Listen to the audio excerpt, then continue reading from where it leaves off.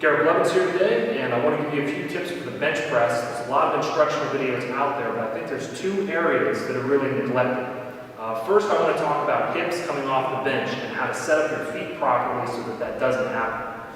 First of all, when you set up on the bench, usually what I do is I will retract my shoulder blades first, and I hold this as I go down on the bench.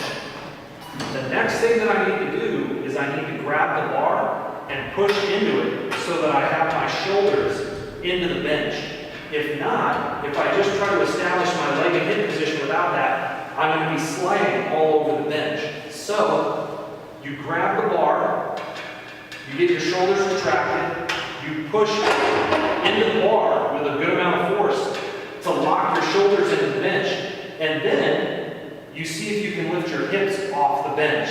The way that you do that is, see if you can. So here, if I used 100% leg drive, I would be disqualified from the lift because my butt has left the bench press. Now, the way to get around that is, tuck your feet further under the bench so that even when you get 100%, your hips are still in contact.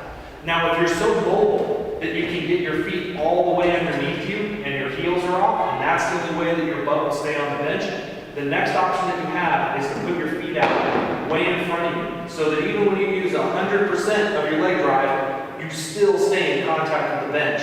So your options are either to put your feet out in front of you so that you can't lift your hips off the bench, or tuck them back behind you where your hip physically can't rise off the bench press. Tip number 2 is about the relationship between your wrist and your elbow, which should put your forearm perpendicular to the ground throughout the bench press. Now, part of that is going to be a good wrist wrap. When you wrist wrap properly, it keeps your hand locked in so that all of the weight, when you unrack it, is through your bone structure and you're not holding it with your muscles. When you wrap, you've got that little bone right there on your wrist.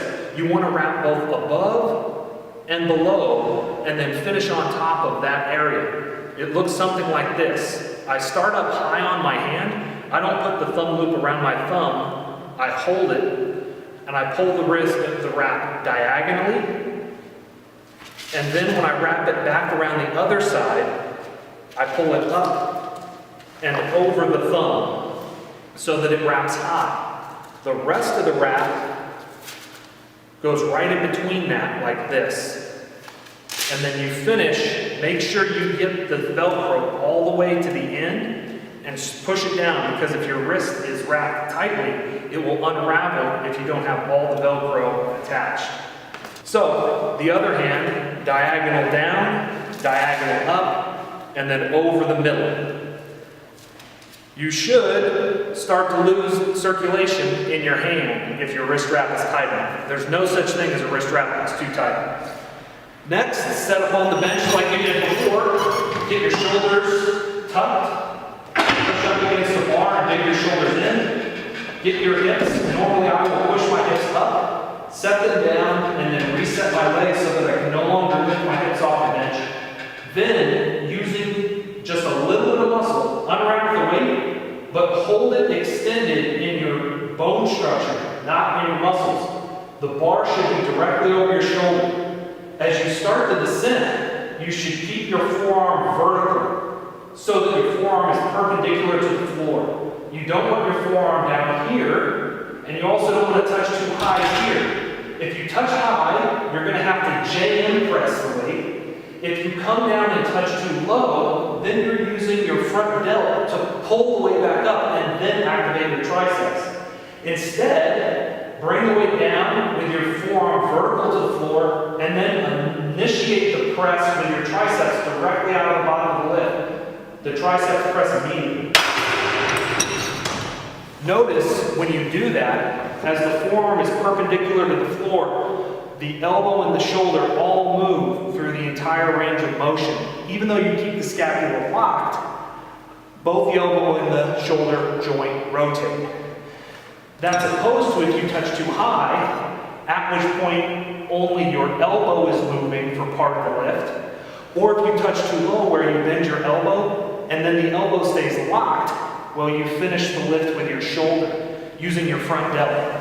You are going to have a different touch on your chest depending on how high your arch is as well as how long the lengths of the bones are in proportion to each other. But whatever your lengths are, your goal is to keep that forearm perpendicular to the floor throughout the entire lift. Those are my 2 tips for bench press. Thanks for watching.